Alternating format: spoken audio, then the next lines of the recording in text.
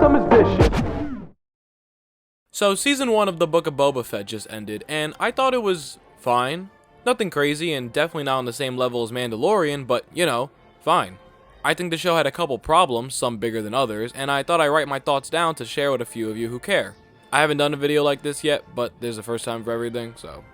Oh, and this is going to be a spoiler review, so if you haven't watched the Book of Boba Fett, you've been warned. And I guess the Mandalorian, but I don't... whatever. So, like I just mentioned, I think the series has a couple problems. I think it was struggling to find its footing amongst these other recent Star Wars shows and didn't land as well as others. For starters, the plot is kind of all over the place. In the first few episodes, we go back and forth from past to present. Whenever Boba's in the Bantha tank, we see flashbacks of what happened to him after he escaped the Sarlacc pit. Jawas G his armor, the Tuskens enslave him, but he eventually earns their trust after helping them lead a successful mission. They accept him as one of their own and send him on his way. Now, personally, I thought all of that stuff was pretty cool. It was when we would cut back to the present day, and I would be like, oh, this is the actual show. Although the show seemed to have a really hard time focusing on the plot, if you can really call it that. Basically, the plot is as follows. Boba takes over as daimyo as Mos Espa and quickly learns that the city is corrupt and something weird is going on. Hijinks ensue. Now, I don't think this is a bad premise, but I feel like the show kind of forgot about it here and there. We're introduced to the mayor of Mos Espa early on, and it quickly becomes apparent that he has some affiliation with the Pike Syndicate, a group of spice dealers he lets run through the city. Spice is essentially just like coke, I guess. The plot basically gets shafted in episode 5, aka the best episode. Why you boring me? I'm right. Rule number 1 of making a TV show: don't overshadow the plot and main characters of your TV show.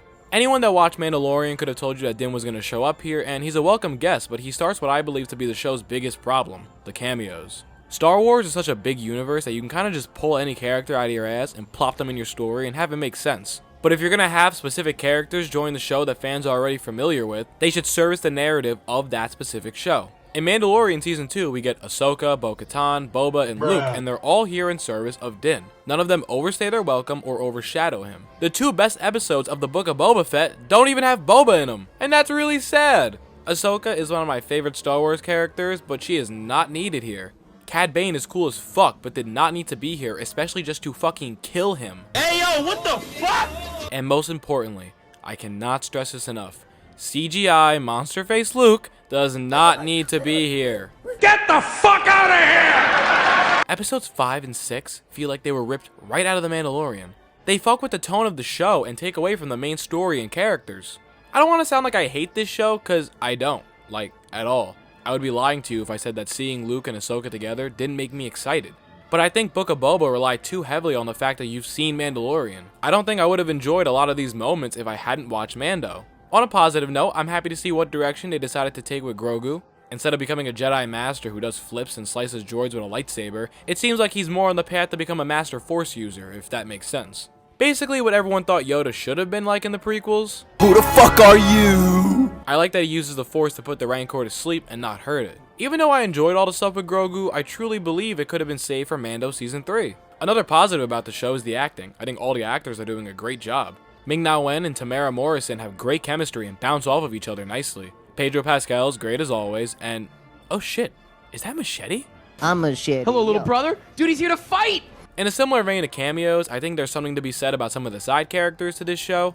The inclusion of the biker characters was a little odd. I personally didn't care for them. I don't think Cobb Vanth needed to be here. Chrysanthemum, though, protect him at all cost. Oh, and the lady who owned the bar got blown the fuck up, even though I feel like they let her on to be a bigger character. I guess you can say they subverted our expectations. We also get a Thundercat cameo, which is really weird. While I typically don't like celebrity cameos, I thought this one was short and sweet. Some shows and movies pull you right out and break the tone with shit like this, but I think it works perfectly fine here.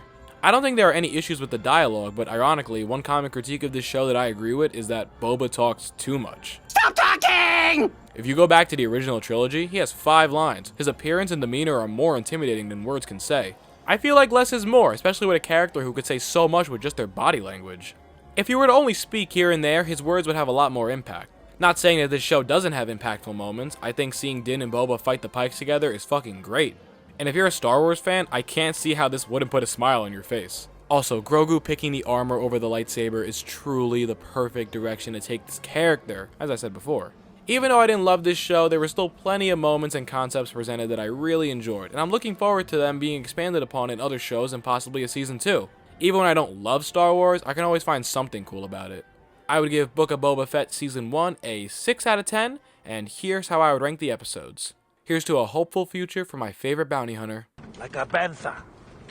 Yes? Thanks so much for watching. I've wanted to do videos like this as well for a long time, but I've been so focused on music that I haven't had time to branch out too much. I'm still working on the Kanye video. At the time of writing this, I'm writing for the #1 album on my list, so I'm really close to being done. Stay tuned for that, and as always, leave video recommendations in the comments.